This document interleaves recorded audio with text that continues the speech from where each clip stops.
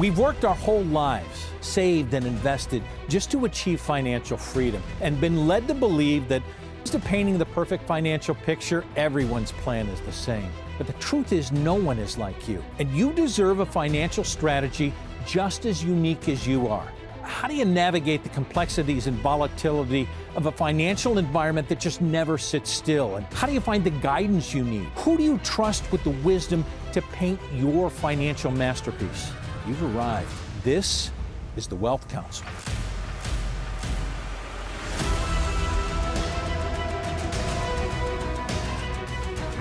Thanks so much for joining us on the Wealth Council. I'm Brad Johansson, and we're going to talk a little bit about insecurity, or what's supposed to be secure.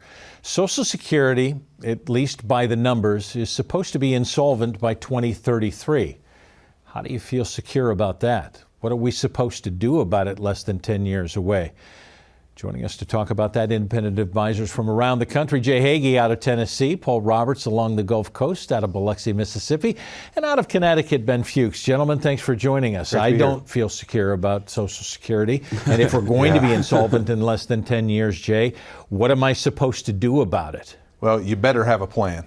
If you're going to be insolvent in anything, and you feel like that you don't have enough to meet your retirement needs, you better have an income plan. But at least, and like we were saying a little while ago, even before the show, is that we're having a conversation about this now. We're starting to talk about it because it's one of those things where people have tried to push it under the rug for years and years and years, right? There's been conversations forever in Congress about this. They go into a room, they talk about something, they come out and they say, let's let the next one do it. Which is why we're here at 2033. You're right. That is You're right, but I think accurate. we're starting to talk about it around the dinner table now. Is because it's not just the Congress is talking about it, it's that my clients, Paul's clients, Ben's clients are starting to talk about it around their family table and say, listen, can we depend on Social Security any longer? Because this is something that we've seen that Congress is going to continue to push under the rug. So having an honest conversation around the table to say, how big a part of Social Security should our income plan be in retirement? That's what the conversation should be had. Paul, you say you've been dealing with this for decades and nobody's listened kind of thing.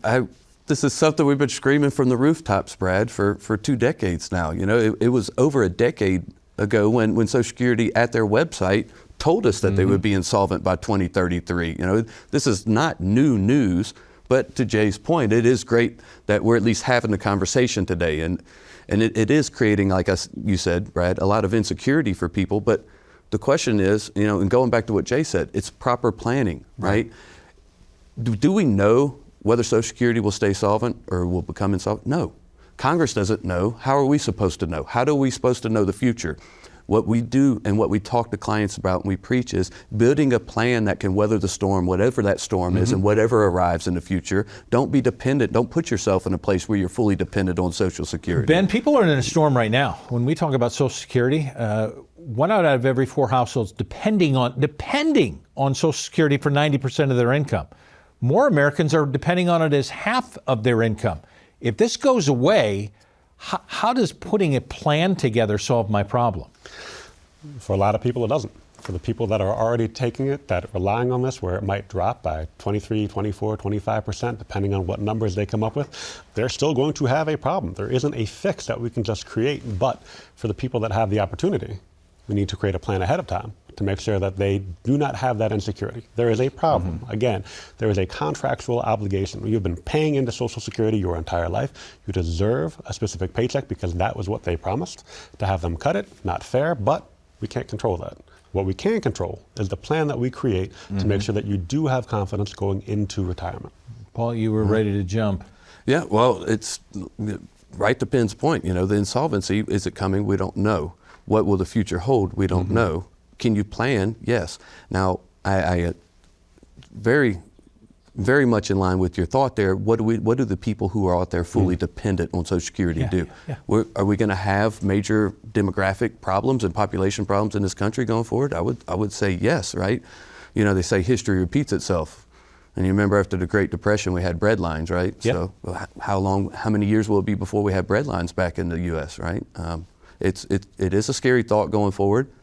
But the people who are not fully dependent on Social Security do have savings and do have other assets, can do something about And it. this is why people need an independent fiduciary working for them to create an income plan going forward, where Social Security is not the largest part of their take-home pay in retirement.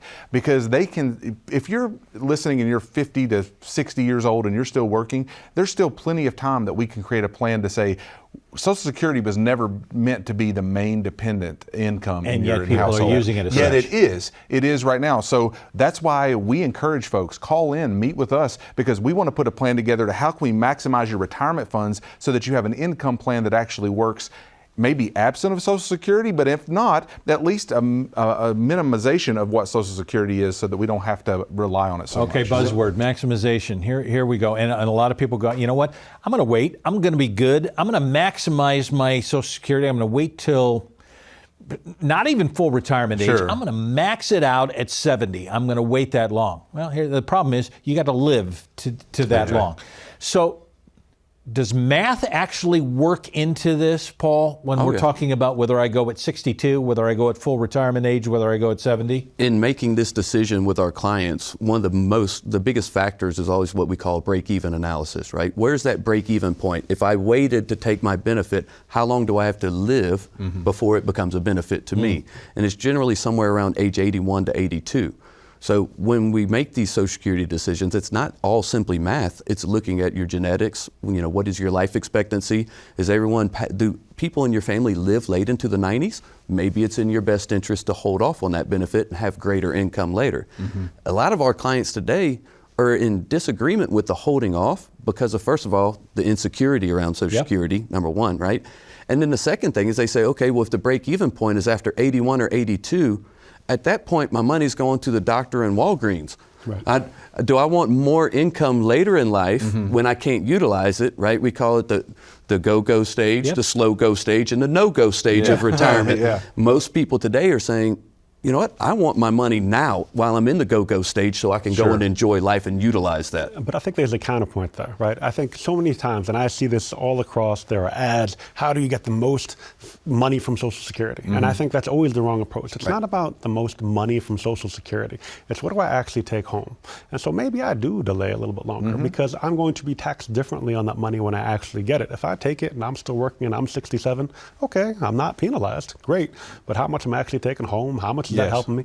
Versus using it when I actually need it and being taxed less on it.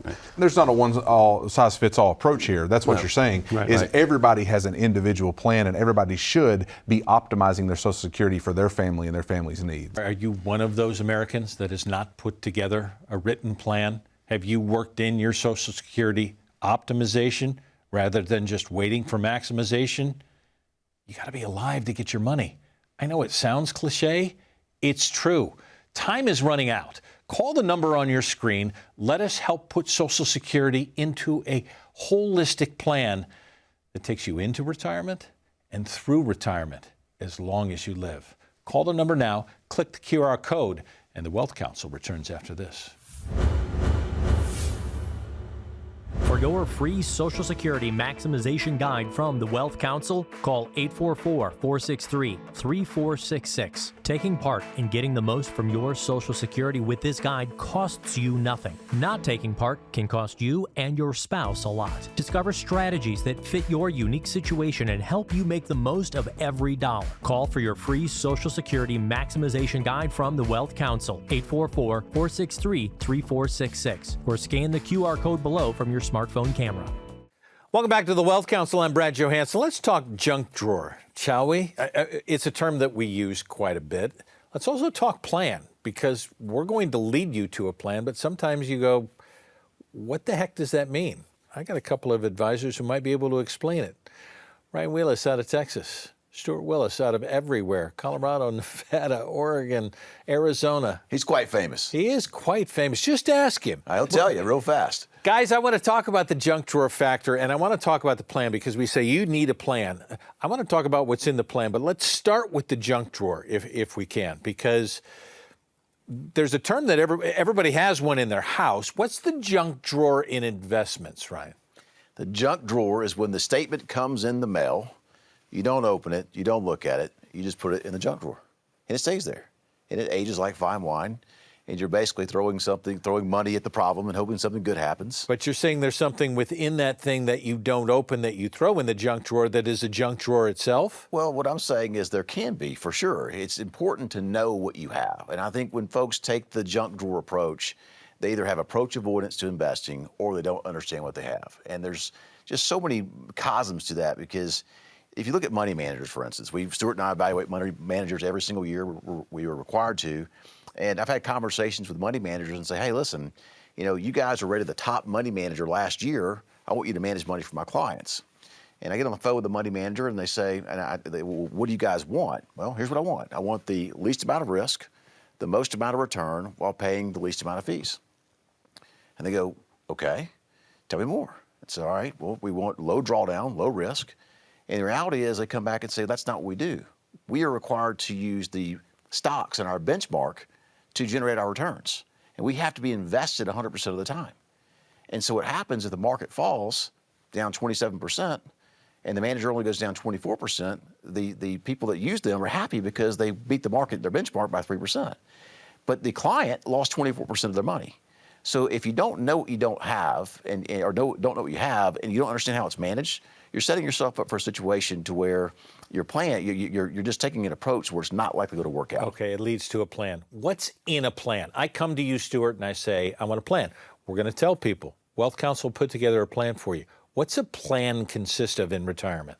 Well, first of all, I think the important thing is to know how much risk you're comfortable with, right?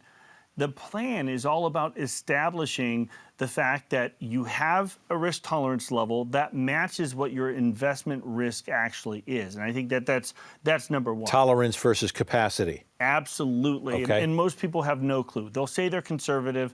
And to Ryan's point, hey, only down 24%. Well, is that acceptable? Because I know there's some clients out there that can't lose, they can't sleep at night with 1 or 2% down, right? Now, there's others that are go-getters that can handle the full risk of the market. But number one, to make sure that your risk tolerance and the actual risk in your portfolio are a match. Okay, that's number one. Number two, you also need to have a tax plan. Okay, so you need to make sure. A lot of advisors don't talk about taxes. A lot of them can't. Yeah, a lot of big box firms are prohibited from having tax conversations. So if your financial advisor isn't asking to look at your tax return each and every year, you're missing half the story. Now, look, we have a full tax practice in our firm, and we don't expect other firms to go to that extent, but they should still analyze your tax returns so that they can give you advice. We're in one of the most efficient tax windows in history. If you're not taking advantage of it, it's a mistake. Do you need your junk drawer cleaned out? Do you need a plan? Different than the other guy's plan? Call the number on your screen. Let the Wealth Council put together an individual plan for you that cleans out your junk drawer, lets you know what your tolerance is as well as your capacity. Let's put together a plan for you. Call the number on your screen. Click the QR code. Let's clean this clutter up. The Wealth Council continues after this. Are you preparing to make your retirement funds work for you while not taking too much risk? While there is no substitute for sitting down with an independent financial advisor, why don't you learn the strategies of investing as well? Call for your free retirement investing guide from the Wealth Council right now to learn about investment strategies that align with your goals. Call for your free retirement investing guide from the Wealth Council right now. 844-463-3466. That's 844-463-3466. Welcome back to the Wealth Council. Brad Johansson with the Advisor Spotlight. Greg Taylor out of Columbus, Ohio. And I don't know whether many people know, but once they meet you, they do, that your path into this industry came out of ministry. But the stories that then come out of it really kind of transcend that, or actually marry with where you begin before. I know you have so many. Is there someone that you can pick out that was one that touched your heart, one that kind of signifies why you do what you do right now? Oh, absolutely. And I could probably list many of them, Brad. Can. But our motto in our firm is plan smart, retire well. But sometimes you're really reminded about why you do what you do. Mm-hmm. And I'll never forget, Dan and Mary came in one day and As Dan came through the front door and as he was being seated, I noticed that he had difficulty in his gait as he was walking into the conference room. And as I came in to join them, he was still trying to get situated in the conference room, and he sat down. And of course, we had our greetings at the beginning, and it was a lovely meeting this couple. They were just a sweet, sweet couple. And I said, Dan, tell me about what's troubling you. And he said, well, I have early onset of Parkinson's disease. And so as we started talking about what was important to them, how much income they needed, what their life was like, and things that were truly important to them, we started getting the context of a plan. But one of the things they brought to my attention right away was, we're really concerned about long-term care. We're really concerned about the possible costs and how that could impact the wife's ability to maintain her lifestyle if something happened to Dan. So we crafted a plan. They needed about $50,000 a year of additional income to meet where they needed to be lifestyle-wise with their income. And so we crafted that plan, but the tool we used had a unique feature. Since they couldn't qualify for long-term care insurance, we found this tool that if Dan was ever at the point where he couldn't perform 2 of 6 of his activities of daily living, if he couldn't bathe, if he couldn't feed himself, if he couldn't transfer, if he wasn't able to maintain his normal course of life, then the income could double for up to 5 years. Well, time went on, and I met with Dan and Mary on a regular basis every year, and we would talk about where he was. And each year they would come in. The next year he had a cane. The following year it was a walker. Then the next year he couldn't come in with Mary. And she was caring for him at home and doing the very best she could. But finally the day came in, she called and wanted to schedule a meeting, and it wasn't our annual review meeting. And I said, Mary, what's going on? She said, well, in tears, she's like, Greg, the day's come, I've got to put him in a home. And of course, we're both crying at this point. Yeah. And I said, Mary, you have a plan. And so Jessica, who helps with our customer service, she got the form ready, and we were then able to give her $100,000 a year, which paid for Dan's care while he was there. Then, Brad, what's interesting is, Dan eventually passed away, and Mary came in, she said, now, Greg, I've got that $50,000 a year for life. She says, I'm taking my first cruise. That's why we do what we do.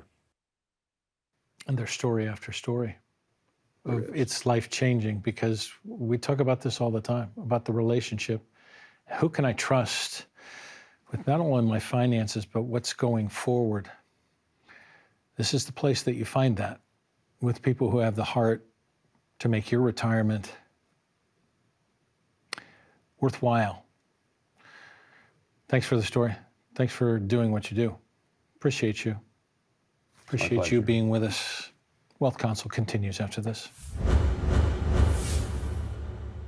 Think of how much you've saved in your 401k, 403b, or TSP retirement accounts, okay? You have that number? Great. Now, subtract 20 to 30% from that number for taxes. That's how much you actually have saved. Call the Wealth Counsel at 844-463-3466 right now for your free retirement tax guide. Your 2024 tax guide is free for the viewers of the Wealth Counsel, so call now, 844-463-3466, or scan the QR code below from your smartphone camera. To the Wealth Counsel, I'm Brad Johansson with independent advisors from around the country. Tom Mosley out of California, Christina Pink-Kepperling out of Kentucky. Nice to have you with us. I want to talk about a recent Money magazine article that came out. 5 biggest risks that people face in retirement, ranked. And what they start out with is what everybody's concerned about, outliving their money in the retirement. Christina, it's something that you see in your office every day? Absolutely. Outliving the money is probably the #1 concern of every retiree, because, I don't know one single person that ever wants to run out of money in any stage of their life, especially retirement. And this becomes the most scary part of it, Tom. As we come in, people are saying, I haven't done the numbers. And math always wins. This becomes part of the plan to say, what do you mean I might outlive my money? Nobody ever told me this might be a concern for me. The problem, too, is what you do in your 60s is dictated by that. Because if you're concerned and you don't have a plan and you fear that you're going to outlive your money and you're going to be that 85-year-old that can't afford to go to the drugstore or can't afford to go to the grocery store, then you're not going to do the things in your go-go years of retirement in your 60s. Even though you may be able to well afford it, you're not going to go do those things because you don't have a plan.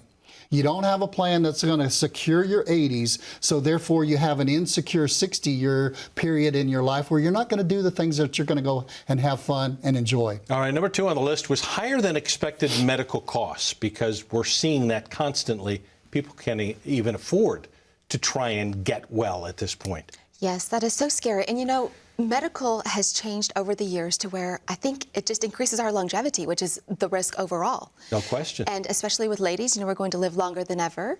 And when I think about the high medical costs, we would never want to be in a position where you didn't have a plan in place to where you would have to make decisions between those medical needs and perhaps even keeping warm in the winter. If we list number 3, it goes to stock market volatility, which we have seen over the years, Tom. 2022 crashed a lot of portfolios. 2023 came back. We now enter an election year of 2024. And the volatility, many of these people have a lot of their money that they believe is going to be their retirement in the stock market. Well, you've done that for 40 years. You've left it in the stock market. It's been very, very good to you because it's grown. And you have a problem in that you think that retirement and taking money out of that 401k, same rules as putting money into the 401k. And so when the market has one of its little, fall offs and you're putting money in, that's a great time to buy because you're buying twice as many shares maybe. But when the market goes down and you're in retirement and you're taking money out, terrible time to take money out because you're taking out twice as many shares. But the fact that we're not realizing that maybe we've spent so many years in accumulation, the distribution phase is changing and we haven't planned for it. Absolutely. And I think that the number one conversation that's not being had during both of these phases is what is the risk tolerance overall? If you're not talking about risk while you're contributing and while you're decumulating, you've got a problem inside of your plan. This is kind of what we talk about, right? Okay, I'm very risk tolerant, but what's your risk capacity? And people haven't adjusted for that, right? Yes. Right. They've just, we'll put you in something moderate. Sure. What does moderate mean? We'll put you in something balanced. What does balanced means? There are actually some tests or quizzes or evaluations, I like to call them, that you can go through and you can say, that's me. I mean, I'm on a scale of 0 to 100, I'm at about a 25 or a 30. Well, you need to be very, very low in the risk that you're taking. But if you're 70, 75 on that score, then you can stand it. You can sleep at night with that. And you need to be invested the way that would be best for you to be able to sleep at night and enjoy what you're doing in retirement. I got to get to the other 2. Family expenses are things that people are worried about. One of the top 5 risks. Why family expenses become so important in a plan? Well, I think that right at this moment, I really hate to open up this can of worms here, but I think people are having a hard time getting their children off the payroll. And they're paying for things that they shouldn't be. So the generations have changed. They sure have. I know my children in their 20s and getting ready to have a little grandson, they are definitely still a priority for me. But there comes a time where you need to say, you need to be taking care of yourself. It's time for me to be focused on myself and my retirement. Tom, you're very big on Social Security changes, and the rules have changed in Social Security. Why does this become risk number 5? Well, they've been telling us for 20 years that by 2034, they may have to reduce benefits to 78 to 79%. And they put some numbers to it, and they said that might be between $8,000 and $17,000 per year per person. So, we're a lot closer to 2034 than we were 20 years ago when they started telling us that. The average American gets about 40% of their income from Social Security in retirement. Now, my question to you is not so much, you can't do anything about whether they're going to drop the payouts or not. But what are you going to do to respond to that? How am I going to make up that $8,000, $17,000, $12,000 a year? And what am I going to do in my plan to make up for that 60% that Social Security doesn't take care of anyway? You've got to build a plan in retirement for how your income, you see it, you know that it's coming, you know where it's coming, and it's not so much in the volatility of the market up and down. Tom, Christina, thank you. Appreciate it. The question is, which of those risks do you worry most about? Have you covered them? Have you figured out a plan for yourself? Call the number on your screen right now. Don't waste any more time. Scratch the risks off your to-do list. The Wealth Council returns after this. Are you preparing to make your retirement funds work for you while not taking too much risk? While there is no substitute for sitting down with an independent financial advisor, why don't you learn the strategies of investing as well? Call for your free retirement investing guide from the Wealth Council right now to learn about investment strategies that align with your goals. Call for your free retirement investing guide from the Wealth Council right now. 844-463-3466. That's 844-463-3466. We're all different when it comes to retirement, but most of us have that same lingering question. Can I do this? Well, the Wealth Council is here to say yes, you can. And it's why we emphasize how important it is to have a plan, and not just any plan, a plan that an independent advisor has built just for you. A holistic plan that addresses investing, long-term tax plan, Social Security, and legacy planning to help you navigate the retirement of your dreams. So if you've been waiting and wondering, maybe this is your time. Call or click the QR code now. Reach out to someone that you can trust. Thanks for joining us.